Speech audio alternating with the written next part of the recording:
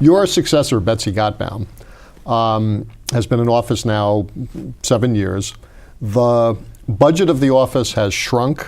The profile of the office has shrunk. So as somebody who's running for that position, how would you assess her tenure and how would you change the office? Well, I think she's done well. She's a different person and style. Every president, every mayor has the same constitutional powers and they operate differently. I think she's done well in education issues, housing issues, poverty and food issues. The office has shrunk, and if it's commensurate with other agencies because of a budget crisis, that's understandable.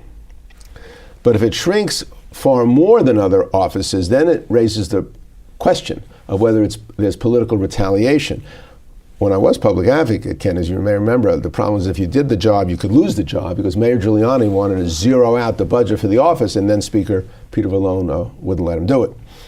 And so I have a certain style, and I would treat the Office of Public Advocate, again, as a public interest law firm, where you investigate, you expose, but you propose new ideas, always, to get it by legislation or, if necessary, litigation. That means sometimes you step on toes. That's the job. An ombudsman is supposed to fight for average New Yorkers who can't afford a lawyer or a lobbyist. And sometimes you have to challenge the city council or the mayor or city hall to pull down this iron wall sometimes built between City Hall and the people. So one of your competitors in the race, Norman Siegel, who ran well previously but never elected to any public office, he says he's the public interest lawyer. And in fact, on this show some time back, he said that one of the things that separated him from the other candidates was that he didn't want to be popular among the political class, that he didn't want to hang out with elected officials, he didn't want to go to their fundraisers, right. That he wanted to be sort of outside the system because he thought that was the only way that you could really be effective in the role. What do you think about that? Well, I think Norman has been a very effective civil rights lawyer outside the system. He's absolutely qualified to be a public advocate. If he thinks that not being popular with the political class is an asset, I may have to include myself in that category. I don't know that I'm all that popular with the political class. But it's an anomalous role. You have to be in the system. You have to get elected. You have to work with public officials, like I work with you and Randy Mastro, to get something done, for example. But you're also a little removed because somebody has to be a watchdog and a counterweight, which is exactly what the charter requires over City Hall. So that leads to possible unpopularity. I really want to try, though, should I win again, to get along with the Speaker, the Mayor, to the extent that if I have new ideas, I can't do them on my own. So if I want a green job center to encourage the kind of sheet metal work and engineering that provide jobs for middle-class people, I'm going to need them. If I have an idea for a Missouri accountability portal, so every contract, every employee, every vendor, every salary is online, so the public can judge us very quickly. If I want more commuter lines, express bus lanes, because it will really help move traffic, I need other people to get that done.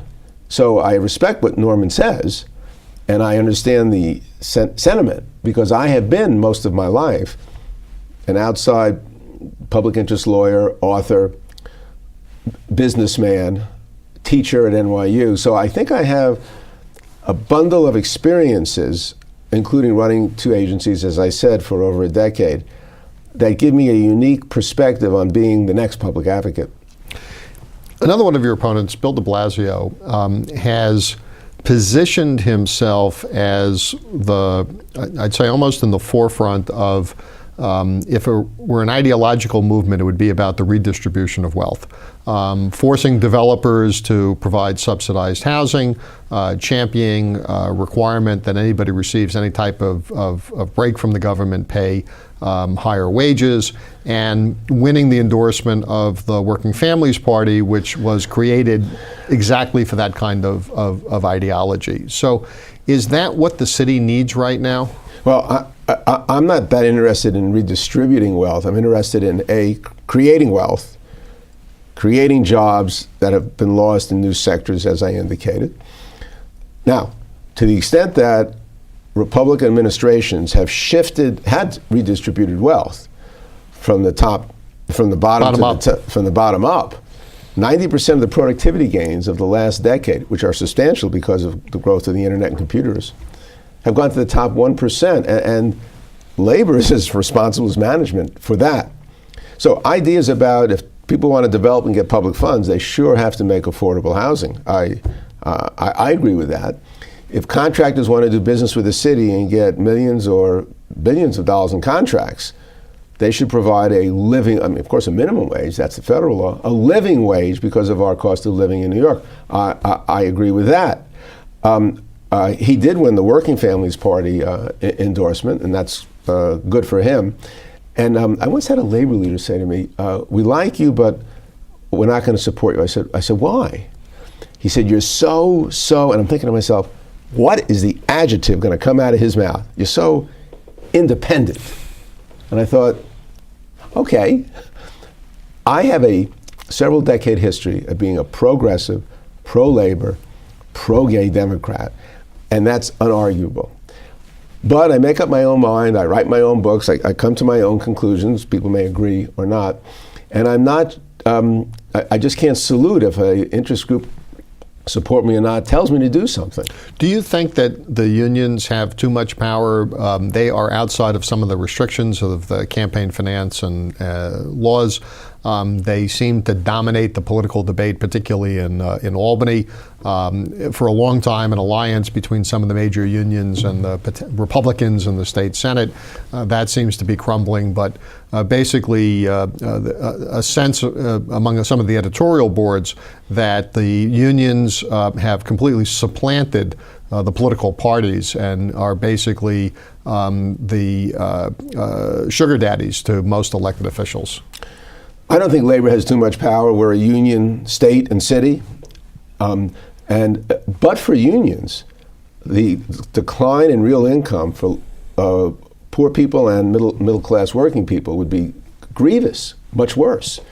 The health and safety conditions of our workplaces would be much worse. So labor is an immensely positive force. Now, on any particular issue, they could do something that you don't agree with. And so I don't think they have too much power.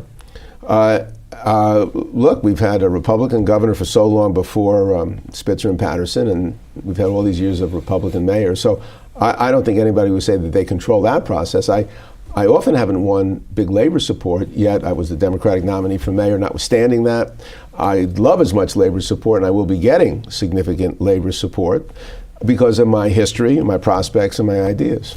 Let me turn to one specific issue where a union is playing a major role in policy right now. That's the UFT mayoral control of the schools. It's going to sunset in the next few weeks unless the legislature renews it in some fashion. Tell us your views on that. I've always advocated more mayoral control. Albany wouldn't give it to Giuliani because they didn't like him personally. Whoever was going to be the 108th mayor would get it. Michael Bloomberg won it. And instead of 32 different boards, sometimes acting parochially and not ethically, wasn't helping the kids. And so I support a mayor saying, blame me or credit me, a mayor having the power to pick a chancellor or the head of a board of education. It is true, based on all the hearings that I've been reading about and people who stop me on the street, parents are extremely frustrated. They don't know where to send their kids. They don't know what's going on. Who kind of knows better about what might be good for their or other children than parents? So they can't run it, but Albany and the mayor are going to have to come up with some compromise so that Mayor Bloomberg maintains authentic mayoral control, but there's some institutional board or say that he should or would listen to. And the only places we have this are with the two greatest functions of public government, policing and education. And in policing, we give young men and women lethal authority to use guns, so we have a CCRB to watch them.